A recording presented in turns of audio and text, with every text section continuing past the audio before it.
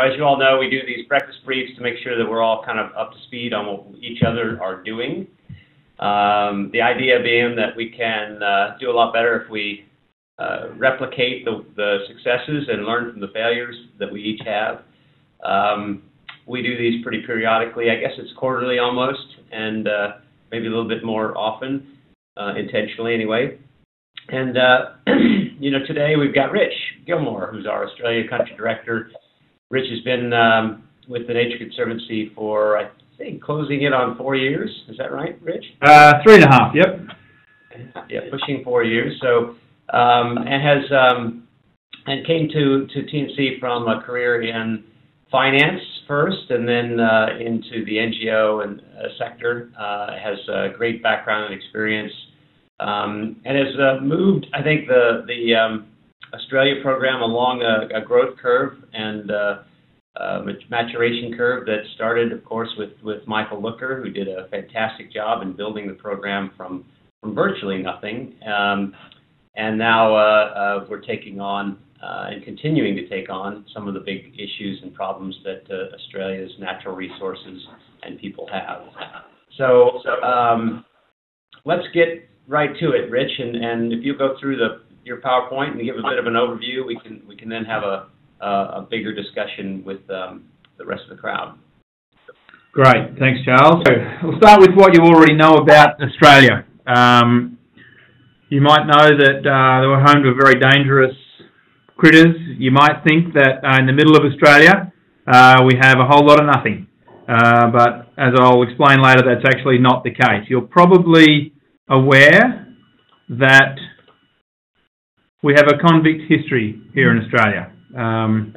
In fact, we were founded on convicts more than 225 years ago. Cell Block C there, South Australia, is actually the only state that didn't have a penal settlement in it. You probably know that we're the home of big things. We're a big country. To put it in context, we're similar in size to Brazil, the 5th largest country on earth. We have big rocks and big crocs,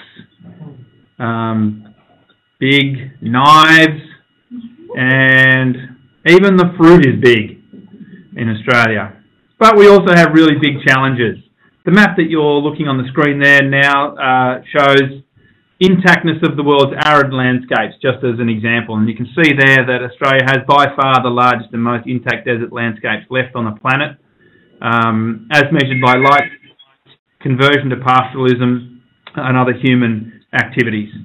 But the Australian deserts are they're thriving with people and nature. They're not empty places like you might presume in the hyper-arid parts of North Africa, for example. They're alive with people and nature.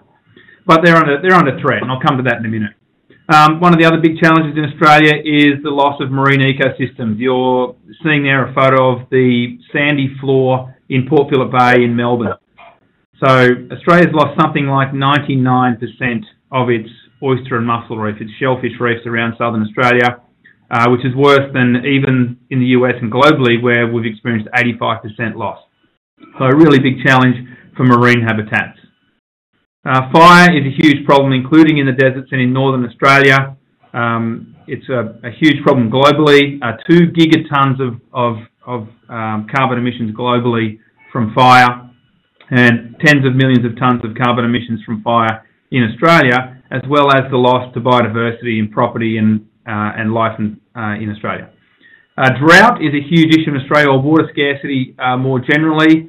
Australia is one of the most water scarce places on the planet. In fact, it's the driest inhabited continent on the planet, and so managing those resources for people and nature is a huge challenge.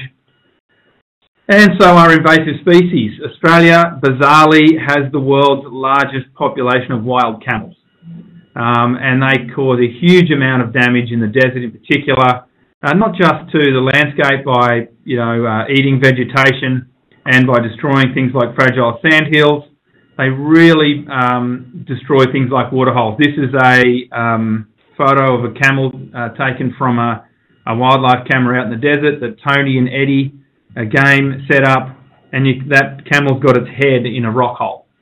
So that is competing for water with all the people and nature that should be naturally occupying that space. So these are huge challenges in a huge place. And we're dealing with those huge challenges with a small team. So we have a budget of about $12 million per annum, and we manage that budget on just 19 FTEs, or actually 20 FTEs now with one new recruit. So that's about one person for every $600,000 US worth of budget that we manage, which is about 60% of what of the global number for the Nature Conservancy. And that means we need to be bold. We need to do things that have never been done before. We need to try new approaches to conservation, and we don't know whether those things are going to work or not. So it's a little bit like shooting ourselves out of a cannon every day that we're at work. The reason there's a nerd emoji on top of that very irresponsible person is that we do so based on evidence and based on science, just like the rest of the Conservancy. Something like a third of our staff have a advanced degree in science or conservation. So although we are necessarily a risk-taking and innovative organisation, we do so guided by the best science, just like the rest of the organisation. I thought I'd run through how we think about programs and also some of the main programs that we deliver in Australia. I won't spend a huge amount of time going through this slide in detail, but what it shows is that a project isn't a project. There's not just one type of project. Projects change as they evolve through their lives, from the exploration and startup phase right through to their final end game and transition to a different form of management. And you can see down the bottom there, we have programs in each of those different life cycles, and they take different skills to manage at each stage of the cycle. The area where we have least programs or no programs is programs that are sort of long established and are just in that mode of carrying along steady hand at the tiller. All of them still have some sort of commercial growth opportunity to them as a priority. On the next slide, you can see that I talked about end games. Well, we think of that there's a number of possible end games. This is taken from some global work that was published in the Stanford Innovation Review that shows, in some cases, sustained service is a necessity. We just need to fund projects in the long term. Think of that like being a conservation reserve that the US might manage or another program might manage. Commercial adoption is another one. We'll talk about the Murray-Darling Basin in regards to that. Government adoption of programs, replication, open sourcing our work. Think of Fishface as an example of that. And ultimately, mission achievement. For example, a problem is solved. The problem of fire in the desert is solved. In conservation, we don't often get to mission achievement. In fact, it's very unlikely that we ever get to mission achievement. It's not like the eradication of a single disease. There will always be conservation challenges. But nonetheless, we think about what is the possible end game as we're designing projects right from the kickoff. In Australia, the first, I mentioned water security earlier. I'm not going to spend a lot of time on this slide. But the idea is to grow food and fibre to sustain a thriving agricultural sector and to sustain nature with the same pools of water. At the moment, the assumption is that you have to make a choice between agriculture and nature. You have to choose between wetlands or choose between farms. And we think that that choice is not only unhelpful, it's unnecessary. So we're buying large pools of water, $100 million worth of water in the Murray-Darling Basin, to replicate the lifestyle of this guy. This is Mungo Man. Mungo Man is in bad shape now, but he literally changed human history in the 1970s. In the 1970s, Mungo Man's discovery proved that Aboriginal Australians had occupied the Murray-Darling Basin in Australia for at least 40,000 years, and perhaps as long as 60,000 years. And Mungo Man and his descendants moved through the landscape. They adapted their lifestyles, their locations and their diets based on the variability of water availability in Australia. Then 200 odd years ago, humans came to the Murray-Darling Basin and they imported with them a sedentary lifestyle. They were familiar with living in one community and staying there. So they built locks, dams and weirs to constrain nature, to put Mother Nature in her place. And that meant that they weren't able to adapt to the very variable climate. And you can see here what that variability is like. Most people will be aware of the Colorado River. TNC has done work over many years. Charles will be very familiar with the Colorado, obviously. These two charts show the relative variability of water flows in those two river basins. And you can see that the Murray-Darling Basin is just much more variable than the Colorado. So the Water Fund replicates that variability, or takes that variability and turns it from a threat into an opportunity. In dry years, we make more water available to farmers, which is when they need it. And in wet years, we make more water available to wetlands when they need it. That sounds a bit counterintuitive, that wetlands need water when it's wet, but it just reflects that wetlands over millennia in the basin have evolved to dry out. They're used to getting less water in dry periods. What they're not used to doing is missing out on floods. So if we can reinstate that flooding, then we're reinstating that natural cycle of the basin and improving both. The arid lands, our lands work, we have the opportunity to work with Aboriginal Australians to create one of the largest actually, intact and connected and healthy and resilient conservation areas on the planet. An area almost the size of India, if we can connect Indigenous protected areas in the arid lands, but to do so with a long-term sustainable financing mechanism in place. This is something that we've been working on since 2009, and we're hoping to have an announcement to be able to make before the end of this year around a very large private sector and government co-investment in the tens of millions of dollars to help provide the sustainability of financing for the management of the arid lands, almost in perpetuity or over the long term.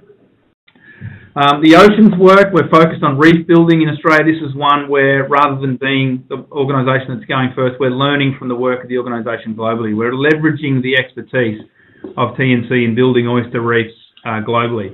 Our goal by 2020 is to restore 500,000 square metres of native shellfish reef. Sounds like a lot, but it's only a few hundred hectares. But you have to remember that in Australia, those oyster reefs are virtually extinct. They're functionally extinct. We know of one healthy oyster reef left in Australia. And remember, that's an area the size of the continental US. It's in a small estuary down in Tasmania. It's never been attempted before in Australia, so we're importing the expertise of people like Bose Hancock and others to help build those oyster reefs across Australia. If we were doing this in Alabama or somewhere in the southern US, there would be enough native oysters still floating around in the bays and estuaries to colonise those reefs themselves. Because the oysters and the oyster reefs are functionally extinct and very, very rare in the wild, we need to grow those oysters in hatcheries and manually deploy them back in the ocean to build those reefs. So on the next slide, you can see a photo of that, I hope. Yes, big milestone for the Australia Marine Conservation Project was last week. We started building our first oyster reefs at scale. So that's 180 tonnes of limestone being loaded onto a barge right near the office here. A 20-minute drive from the office here to go and rebuild those oyster reefs down in Port Phillip Bay near Melbourne. The great thing about this, aside from its conservation benefit and its benefit to water quality and fisheries, is that it's in the city. It's really close to Melbourne. In fact, from where the Australia team is sitting here right now, it's probably 2 kilometres as the crow flies to our first restoration site. And that means we get to engage communities in our work in a really close and familiar way for the first time ever. And something that's obviously a strong benefit of our cities program, and that's get going as well. So a great example of the organisation collaborating and bringing global expertise into a local market. This is another program that we've been working on for a number of years now. This is our climate program in Northern Australia, and it's about managing fire for multiple benefits. For thousands of years, tens of thousands of years, Aboriginal Australians in Northern Australia managed fire. They used fire as a tool, a bit like water variability. They didn't see fire as a threat. They saw it as a tool. So they used fire to clear away vegetation to make camp, to clear vegetation to hunt, to help them move through the landscape. And the landscapes in Northern Australia evolved to that human management over millennia. Europeans came along to Australia again, let's say 150 years ago in the case of Northern Australia, and Aboriginal people were removed from the landscape, and that active management of fire was ceased. And the result was that the fires that were cool fires lit early in the dry season by Aboriginal people changed from being those small fires to large hot fires late in the dry season based on the accumulation of fuels that hadn't happened with Indigenous management. And so that obviously had devastating impacts on wildlife and devastating impacts on biodiversity and habitat, but it also caused a very modern problem, which is increased carbon emissions. So Australia has the 5th highest carbon emissions globally from fire at about 90 million tonnes per annum. And there are other countries globally that also have similar numbers. Zambia, where TNC has a program, has about 85 to 90 million tonnes of carbon emissions as well. So the work that we're doing is reintroducing the traditional Aboriginal management of fire across Northern Australia, to change it back from those big, hot, late-season fires to small, cool, early-season fires that are good for people and property, good for carbon emissions, and good for biodiversity. So far, we've had great success. There's been a number of projects, something like 80 fire projects registered now, and they're earning carbon credits through Australia's National Emissions Reduction Fund. In fact, they've earned close to $150 million worth of current and future income from carbon emissions reduction, and that number is going to exponentially increase over the next couple of years as more Aboriginal groups take advantage of the carbon economy and new methodologies for fire management are implemented. There's a science review that's underway at the moment that shows the global opportunity for managing fire, and it shows that there are around 2 gigatons of fire emissions globally, 2 trillion tonnes of emissions. That's about 5% of global emissions. So if we can tackle that issue, then we can not only have huge impacts for people and nature, but huge impacts and huge benefits for our global climate work as well. This is not just about the carbon emissions, though. Obviously this is really about people. This is a photo of John Daly, who's one of the traditional owners of Fish River in the Northern Territory, where we launched our first carbon fire project way back in, must have been 2009, I think, probably maybe a little bit later than that. John's family are one of 4 traditional owner groups that are the traditional owners of Fish River, and having those people have the opportunity to manage fire, spend time on country, isn't just good for the environment, it's really good for people's well-being. It's really good for young people to learn the ways of their elders. It's really good for people like John to be able to share his knowledge with those young people and keep that knowledge and that culture alive. Much of that culture in Northern Australia is threatened by the fact that young people don't get to spend enough time on country learning from their elders. I think that was all the slides that I had, Charles. I went through those super quickly because we started late. But I guess, in summary, we're a small program with huge challenges, and so we're relying on innovation and new approaches to conservation that can be replicated and taken to scale by others.